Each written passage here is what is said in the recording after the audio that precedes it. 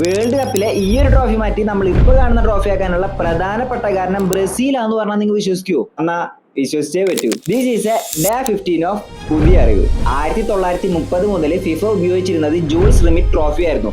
അന്നത്തെ റൂൾ പ്രകാരം ഒരു ടീം 3 പ്രാവശ്യം വേൾഡ് കപ്പ് എടുക്കുകയാണെങ്കിൽ ആ ട്രോഫി അവർക്ക് പെർമനന്റ് ആയിട്ട് സ്വന്തമാക്കായിരുന്നു. അങ്ങനെ 1970 ബ്രസീൽ 3ാമത്തെ വേൾഡ് കപ്പ് സ്വന്തമാക്കിയപ്പോൾ ഫിഫയ്ക്ക് ആ ട്രോഫി പെർമനന്റ് ആയിട്ട് കൊടുക്കേണ്ട വന്നു.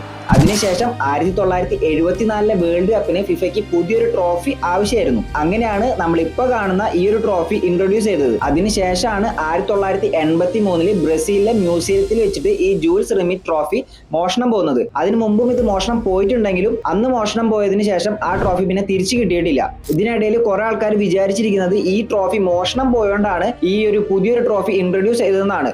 എന്നാൽ 1974 പുതിയ ട്രോഫി ഇൻട്രൊഡ്യൂസ് ചെയ്യുന്നതും അതിനുശേഷമാണ് ഈ ട്രോഫി മോഷണം പോകുന്നതും. അപ്പോൾ ഇതൊരു പുതിയ അറിവാണെങ്കിൽ ഈ അക്കൗണ്ട് ഒന്ന് ഫോളോ ചെയ്ത് വെച്ചോ. ഇതേപോലെയുള്ള ഇൻഫോർമേറ്റീവ് ആയിട്ടുള്ള വീഡിയോ ആയിട്ട് വീണ്ടും കാണുന്നവരെ ബൈ.